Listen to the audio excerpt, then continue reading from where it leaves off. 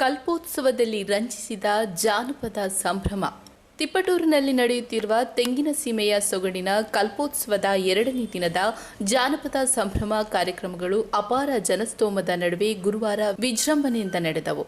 ತಾಲೂಕು ಆಡಳಿತ, ಕಲಾಕೃತಿ ಸಂಘಟನೆ, ಕನ್ನಡ ಸಾಹಿತ್ಯ ಪರಿಷತ್ತು, ಕನ್ನಡ ಪರ ಸಂಘಟನೆಗಳು ಹಾಗೂ ಇನ್ನಿತರ ಸಂಘ ಸಂಸ್ಥೆಗಳ ಸಹಭಾಗಿತ್ವದಲ್ಲಿ ಏರ್ಪಾಡಾಗಿರುವ ಈ ಕಾರ್ಯಕ್ರಮವು ಈ ಪ್ರದೇಶದ ಜನರಲ್ಲಿ ಅಚ್ಚಳಿಯದ ನೆನಪಾಗಿ ಉಳಿಯಲಿದೆ ಎಂದು ಜಾನಪದ ಸಂಭ್ರಮಕ್ಕೆ ಚಾಲನೆ ನೀಡಿದ ಸ್ಥಳೀಯ ಶಾಸಕರಾದ ಕೆ. ಷಡಕ್ಷರಿ ಅವರು ಹೇಳಿದ್ದಾರೆ. ಎಲ್ಲವರ ಮನಸ್ಸಿನಲ್ಲಿ ಅಚ್ಚು ಉಳಿತಕ್ಕಂಥ ಕಾರ್ಯಕ್ರಮಗಳನ್ನು ಮಾಡಿದ್ದೀವಿ ಅಂತ ನಾನಾದರೂ ಭಾವಿಸಿದ್ದೇನೆ. ಇವತ್ತು ಅಷ್ಟೇ ಅದ್ದೂರಿಯಿಂದ ಇವತ್ತು ನಗರದ ಮುಖ್ಯ ರಸ್ತೆಗಳಿಂದ ಪ್ರಾರಂಭ ಮಾಡಿ ಈ ಸ್ಟೇಡಿಯಂ ಬಂದು ನಿಂತಿದೆ. ಇಲ್ಲಿಗ ನಾವು ಮಕ್ಕಳ ಸಾಹಿತ್ಯ ಸಮ್ಮೇಳನವನ್ನು ಧ್ವಜಾರೋಹಣ ಮಾಡೋದ್ರ ಮುಖಾಂತರ ಉದ್ಘಾಟನೆ ಮಾಡ್ತೇವೆ. ಮಕ್ಕಳ ದಿನಾಚರಣೆ ನಾನು 14ನೇ ತಾರೀಕಿಗೆ ಮಾಡಿಸ್ಬೇಕಾಗಿತ್ತು. ನಮಗೇನಾಗ್ತದೆ, ನಾನು ಸಹಕಾರಿ ಕ್ಷೇತ್ರದಿಂದ ಬಂದಿರೋದ್ರಿಂದ ಅವತ್ತು 11ನೇ ದಿವಸ ಮಾನ್ಯ ಮುಖ್ಯಮಂತ್ರಿಗಳಿಂದ ಸಹಕಾರಿ ಸಪ್ತಾಹವನ್ನು 7 ದಿವಸಗಳ ಕಾಲ ಇವತ್ತು ಕಾರ್ಯಕ್ರಮ ಹಮ್ಮಿಕೊಂಡು ಮಾಡಿದ್ದೇವೆ. ತಿಪಟೂರು ಹಾಗೂ ಆಸುಪಾಸಿನ ಪ್ರದೇಶದ ಸಾಂಸ್ಕೃತಿಕ ಹಾಗೂ ಸಾಮಾಜಿಕ ಉನ್ನತಿಯನ್ನು ಗಮನದಲ್ಲಿರಿಸಿಕೊಂಡು ವೈದ್ಯರು ಹಾಗೂ ಸಮಾಜ ಸೇವಾಸಕ್ತರಾದ ಡಾಕ್ಟರ್ ಜಿಎಸ್ ಶ್ರೀಧರ್ ಅವರು ಈ ಮಹತ್ವದ ಪರಿಕಲ್ಪನೆಯ ಕಾರ್ಯಕ್ರಮದ ಹಿಂದಿನ ಪ್ರಮುಖ ವ್ಯಕ್ತಿಯಾಗಿದ್ದಾರೆ. ತಾಲೂಕು ಆಡಳಿತ, ಕಲಾಕೃತಿ ಕಲ್ಪೋತ್ಸವ ಸಮಿತಿ, ಕನ್ನಡ ಸಾಹಿತ್ಯ ಪರಿಷತ್ ಹಾಗೂ ಕನ್ನಡ ಪರ ಸಂಘಟನೆಗಳ ಸಹಭಾಗಿತ್ವದಲ್ಲಿ ಈ ಕಾರ್ಯಕ್ರಮವನ್ನು ಹಮ್ಮಿಕೊಳ್ಳಲಾಗಿದೆ.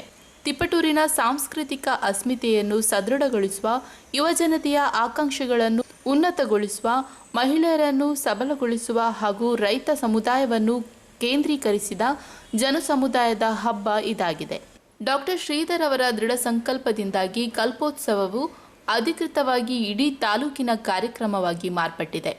ಸರ್ವ ಪಕ್ಷಗಳ ಜನಪ್ರತಿನಿಧಿಗಳು, ಧಾರ್ಮಿಕ ಗುರುಗಳು, ಸಾಂಸ್ಕೃತಿಕ ತಂಡಗಳು ಹಾಗೂ 10,000 ಜನರು ಕಲೆತು ಸಂಭ್ರಮಿಸುವ ಉತ್ಸವವಾಗಿದೆ. ಡಾಕ್ಟರ್ ಶ್ರೀಧರ್ ಅವರ ಉದ್ದೇಶ ಸ್ಪಷ್ಟವಾಗಿದೆ. ತಿಪಟೂರಿನ ಅಸ್ಮಿತೆಯನ್ನು ಸಾರುವ ಕಲೆ ಹಾಗೂ ಪರಂಪರೆಯನ್ನು ಸಂಭ್ರಮಿಸುವುದೇ ಅವರ ಆಶಯವಾಗಿದೆ. ಅದು ಈ ಕಲ್ಪೋತ್ಸವದಲ್ಲಿ ಅಪೂರ್ವ ಭವ್ಯತೆಯೊಂದಿಗೆ ಹಾಗೂ ಬೃಹತ್ ಜನಸ್ತೋಮದ ಪಾಲ್ಗೊಳ್ಳುವಿಕೆಯೊಂದಿಗೆ ಹೊಸ ಮಜಲಿಗೆ ಏರಿದೆ. ಬೆಳಿಗ್ಗೆ ವಿವಿಧ ಜಾನಪದ ಕಲಾ ತಂಡಗಳೊಂದಿಗೆ ಕನ್ನಡಾಂಬೆಯ ಭಾವಚಿತ್ರ ಹೊತ್ತ ಆನೆ ಅಂಬಾರಿಯ ಮೆರವಣಿಗೆಯೊಂದಿಗೆ ದಿನದ ಕಾರ್ಯಕ್ರಮಗಳು ಆರಂಭಗೊಂಡವು. ನಂತರ ಶಾಲಾ ಮಕ್ಕಳಿಗೆ ಸ್ಥಳದಲ್ಲೇ ಚಿತ್ರ ಬರೆಯುವ ಸ್ಪರ್ಧೆ, ಸಾಕುಪ್ರಾಣಿಗಳ ಪ್ರದರ್ಶನ, ಶಾಲಾ ಮಕ್ಕಳಿಗೆ ಚರ್ಚಾ ಸ್ಪರ್ಧೆ, ಕ್ರೀಡಾಕೂಟ, ಮಕ್ಕಳ ಸಾಹಿತ್ಯ ಸಮ್ಮೇಳನ ಮತ್ತು ಆರೋಗ್ಯಕ್ಕಾಗಿ ಯೋಗ ಕಾರ್ಯಕ್ರಮಗಳು ಗಮನ ಸೆಳೆದವು. ಸಂಜೆ ರಂಗಗೀತೆಗಳು ಮಾಧುರ್ಯವು ಪ್ರೇಕ್ಷಕರಿಗೆ ರಂಜನೆಯ ಉಣಬಡಿಸಿತು. ಶುಕ್ರವಾರ ಕಲಾ ಸಂಭ್ರಮವು ನಡೆಯಲಿದ್ದು ಬೆಳಿಗ್ಗೆ 9ಕ್ಕೆ ಮಹಿಳೆಯರಿಗೆ ರಂಗೋಲಿ ಸ್ಪರ್ಧೆಯೊಂದಿಗೆ ಕಾರ್ಯಕ್ರಮಗಳು ಆರಂಭಗೊಳ್ಳಲಿದೆ. ನಂತರ ವಿವಿಧ ಸ್ಪರ್ಧೆಗಳು ನಡೆಯಲಿದೆ. ಸಮಾರೋಪ ಕಾರ್ಯಕ್ರಮದಲ್ಲಿ ಖ್ಯಾತ ಸಿನಿಮಾ ನಟಿ ಉಮಾಶ್ರೀ ಅವರಿಗೆ ಕಲ್ಪತರು ರತ್ನ ಪ್ರಶಸ್ತಿ ಪ್ರದಾನ ನಡೆಯಲಿದೆ. ಇದೇ ವೇಳೆ ತೆಂಗು ಉತ್ಪನ್ನಗಳ ಹಾಗೂ ಕೃಷಿ ವಸ್ತು ಪ್ರದರ್ಶನವನ್ನು ಏರ್ಪಡಿಸಲಾಗಿದೆ.